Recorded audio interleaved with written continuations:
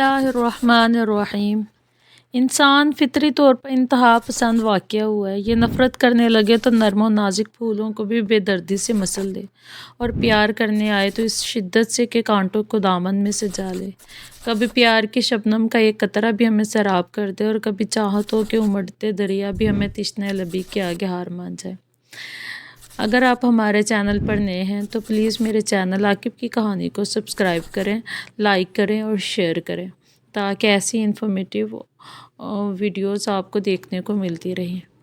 بدگمانی کی کیفیت طاری ہو تو اپنا بھی بیگانہ لگے، اور خوشگمانی ہو تو دشمن کو رفیق سمجھ کر گلے سے لگا لے۔ ناصر میرا چچا زاد تھا، مجھے چاہتا تھا، اس کی چاہت بھی امڑتے دریا کی مانند تھی، مگر میں اس سے نفرت کرتی تھی۔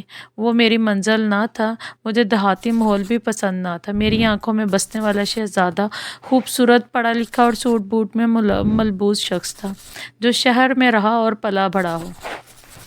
میرا گاؤں پنجاب کے شہر راولپنڈی کے جنوب مغربی علاقے کی طرف بڑے بڑے پہاڑوں کے درمیان واقع ہے۔ ایک وقت تھا کہ ہمارا گاؤں دور جدید کی سہولتوں سے محروم تھا۔ ایک کچی سڑک پنڈی سے ہمارے گاؤں تک جاتی تھی۔ اس روٹ پر صرف وہ بسیں چلا کرتی تھیں۔ گاؤں میں ایک مڈل اسکول تھا، جہاں لڑکے اور لڑکیاں اکٹھے پڑھتے تھے۔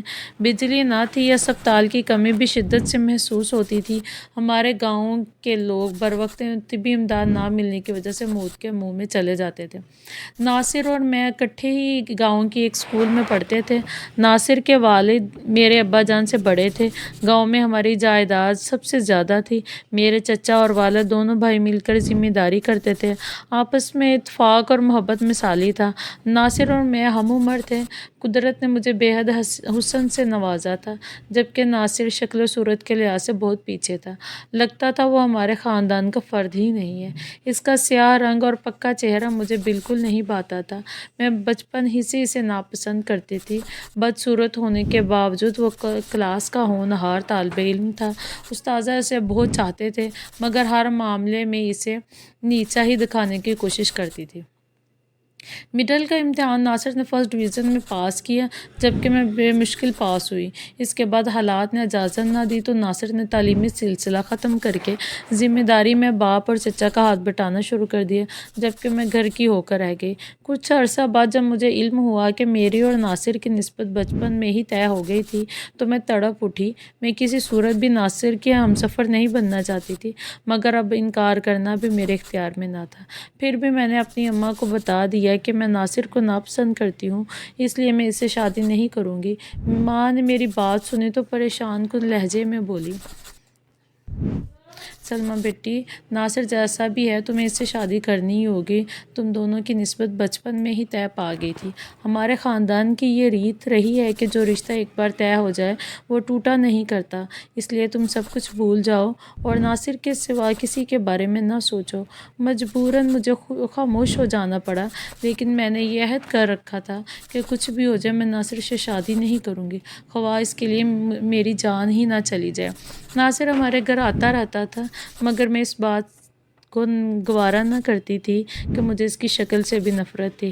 ناصر بھی بخوبی جانتا تھا کہ میں اسے ناپسند کرتی ہوں، مگر اس کے باوجود میں نے اس کی آنکھوں میں اپنے لیے محبت کے دیپ جلتے دیکھے تھے۔ گاؤں کے لوگ ناصر کے کردار کی بہت تعریفیں کرتے تھے۔ وہ گاؤں کے لوگوں کے دکھ درد میں شریک ہوتا اور غریبوں کی بے لوث مدد کرتا تھا۔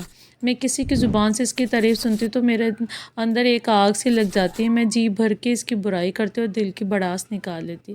یہ میری دعاؤں کے اثر تھا کہ قدرت کا کرشمہ کہ ایک روز میرے ابا جان اور تایا جان میں کسی بات پر اختلاف ہو گیا، بات لڑائی جھگڑے تک جا پہنچی۔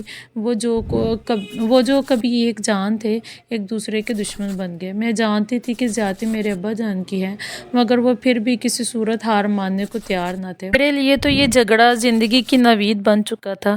میں امی اور ابا کے ساتھ تھی۔ گاؤں کے لوگوں نے بجائے صلح کرانے کے اس ناراضگی کو اور بھی ہوا دی اور لگائی بجھائی کر کے اس مسئلے کو اور الجھا دیا۔ دونوں بھائی ایک دوسرے کے جانی دشمن بن گئے۔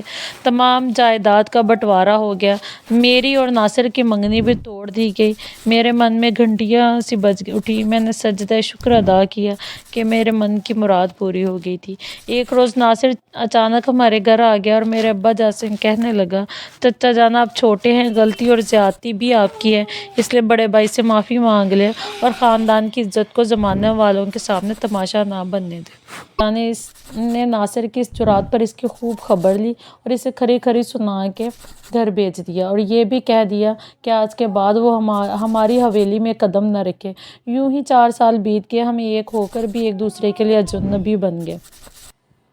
ابا جان نے میری خواہش کی تکمیل کر دی۔ ہمارے دور کے رشتہ دار عرصے سے لاہور میں مقیم تھے۔ میری شادی ان لوگوں میں کر دی گئی۔ شہزاد بہت ہی خوبصورت سمارٹ تھا، وہ میرا آئیڈیل تھا۔ لاہور میں کسی سرکاری ادارے میں ملازمت کرتا تھا۔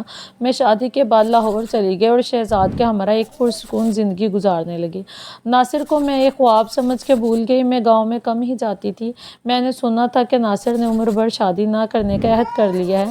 مجھے بھلا اس سے کیا غرض تھی؟ میری طرف سے وہ جہنم میں چلا جائے، میں تو اس کا نام سننا بھی گوارا نہ کرتی تھی، اس لیے میں کم ہی جاتی، اگر جاتی بھی تو ایک دن اور رات ٹھہر کر لاہور آ جاتی۔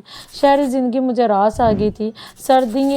سردیوں کے دن تھے، عید کی آمد تھی۔ ابا جان کا اصرار تھا کہ اس مرتبہ میں اور شہزاد عید ان کے ہمراہ گاؤں میں منائیں۔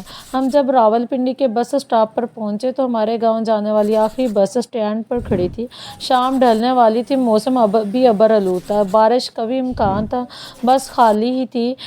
میں اور شہزاد فرنٹ سیٹ پر بیٹھ گئے۔ آہستہ آہستہ مسافر آتے گئے۔ تیل دھرنے کو جگہ نہ تھی۔ بس میں مسافروں میں وہاں دولت تھی، کئی لوگ بس کے اندر کھڑے تھے اور کئی چھت پر بیٹھے۔ اس سڑک پر روشنی کا کوئی انتظام نہ تھا کیونکہ اس دور میں اس علاقے میں بجلی ہی نہ تھی۔ ابھی بس نے 10-12 میل کا سفر طے کیا ہوگا کہ بس ایک جھٹکے سے رک گئی اور ڈرائیور نے انجن بند کر ڈالا۔ شہزاد نے تجسس بھری نظروں سے ڈرائیور کی طرف دیکھا۔ اس نے گاڑی کیوں بند کر دی ہے؟ اتنے میں ایک مضبوط اور لمبے قد کا شخص نقاب میں منہ چھپائے ڈرائیور کے پیچھے والی سیٹ سے اٹھ کھڑا ہوا۔ اس کے ہاتھ میں ریوالور لہرا رہا تھا۔ وہ بہت ہی غضبناک لہجے میں بولا، خبردار، اگر تم میں سے کسی نے ہلنے یا گڑبڑ کرنے کی کوشش کی تو بھون کے رکھ دوں گا۔ بس میں سناٹا چھا گیا۔ تمام مسافر سہم گئے اور آنے والے برے وقت کا انتظار کرنے لگے۔ کچھ ہی دیر بعد اس نقاب پوش نے چہرے سے نقاب اتارا اور کہنے لگا، تم لوگ مجھے پہچان گئے ہوگے، اگر نہیں تو بتا دوں کہ میں جہانی ڈکیت ہوں۔ سناٹا اور بھی گہرا ہو گیا۔ تمام مسافر اس کا نام سن کر خوفزدہ ہو گئے۔ میں پہلی بار جہانی ڈکیت کو دیکھ رہی تھی۔ میں نے اس کے بارے میں بہت کچھ سن رکھا تھا کہ لوگ اس سے خوف کھاتے ہیں۔ وہ کئی کیسوں میں پولیس کو مطلوب تھا۔ اس کی گرفتاری پر انعام بھی مقرر تھا، مگر پولیس اس کے باوجود اسے گرفتار کرنے میں ناکام ہو چکی تھی۔ کچھ لوگ کہتے تھے کہ جہانی خود بھی بڑا مظلوم ہے، اسے حالات نے اس مقام پر پہنچایا ہے۔ گاؤں کے ذمہ دار نے اس کی بہن کے ساتھ۔ اگر آپ مزید آگے ویڈیو دیکھنا چاہتے ہیں اور یہ کہانی سننا چاہتے ہیں تو میرے چینل کو سبسکرائب کریں اور کمنٹس باکس میں نیکسٹ لکھ دیں۔ شکریہ۔ اللہ تعالیٰ آپ کا حامی و ناصر۔